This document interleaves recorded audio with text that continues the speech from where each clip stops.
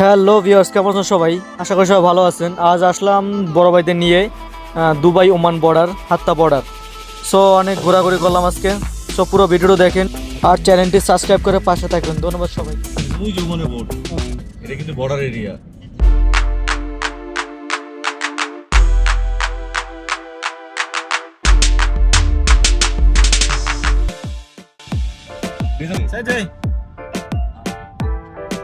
ভাই Sakhawat Sakhawat Come, come, vai, come.